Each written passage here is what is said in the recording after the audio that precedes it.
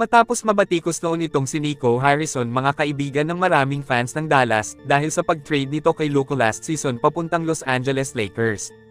Kung saan hinihiling pa talaga ng mga fans na tanggalin siya sa pwesto ng Mavs.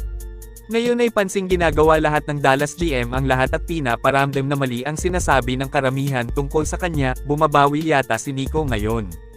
Biruin nyo nga namang matapos nilang maswerteng makuha si Cooper Flagg sa draft mga kaibigan. Ay kinuha din nila si DeAngelo Russell sa Nets, walang masyadong pumapansin dito, pero sa tingin ko napakagandang galaw ito ng Mavs front office. Kasi mahusay din si D'Lo at may Kyrie Irving pa sila, mas lumalim po dito ang lineup ng Dallas. Pero si Spencer Dinwiddie ay aalis ng Dallas na nag-agree ng 1-year deal sa kupo ng Charlotte Hornets. Ibinalik naman nila itong si Dante Exum, solid pang reserba din siya kaya katakot po ang Dallas sa susunod na season talaga. At ito pa kinuha nila si Frank Vogel bilang assistant coach, nagkampiyon na ito last 2020 season sa Lakers, ibig sabihin isang mahusay at hindi basta-basta na coach siya. Magandang galaw ito ng Mavs, maraming istilong atake ang coaching staff nila next season dahil dito, nasa mga hindi pa nakakaalam mga kaibigan sa 2020 season noon ni Vogel sa LA kung saan sila ang nagkampiyon sa taong iyon kalaban ang Heat, ay isa si Jason Kidd na ngayon naman ay head coach ng Dallas sa naging assistant coach noon ni Frank sa Lake Show. Ngayon mag-iiba naman ang sitwasyon dahil kanang kamay lang ni Kidd si Vogel sa Dallas. May magandang chemistry na sila kaya katakot dahil magsasama ulit.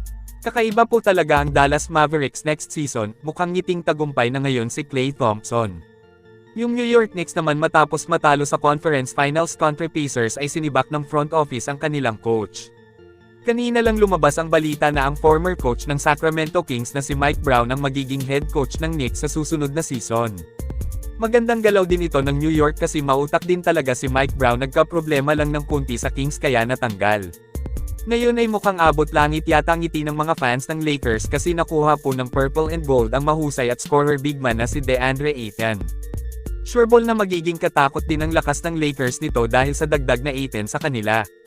Gaya ng sinabi natin noon na kailangan nila ng big man na kagaya nitong si Ayton para makapalag sa anumang team na makalaban.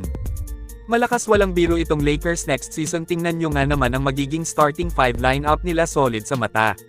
Magandang galaw ni Rob Pelinka ngayong summer, ito yung gusto ni LeBron na aksyon. Samantala kita naman natin na busy ang lahat sa pag-improve ng kani-kanilang team ngayong offseason. Pero itong Golden State Warriors ay wala pa ring galaw, sa tingin ko inaabangan po ng marami ang gagawin ng Warriors this summer. Tumagal ang galaw kasi pinag-isipan yata ng mabuti para walang anumang balik na problema. Matunog ang storyang interesado silang kunin si Damian Lillard matapos any wave ng Bucks, kapag natuloy ay iwan ko na lang kung gaano kalakas ang GSW na may Damian Lillard. At hindi lang yan, malaki din ang interest nila kay Al Horford. So grabe, kapag natuloy sila sa Dubs ang magiging starting 5 lineup nila ay ito. Napaka-solid po, sa unang tingin pa lang ay mapapawaw ka. Kayong mga kaibigan, ano ang masasabi nyo kung matuloy si Dame at Horford sa gold-blooded? I-comment lang po yan sa ibaba at akin pong babasahin yan. Maraming salamat po, mag-iingat at God bless sa lahat.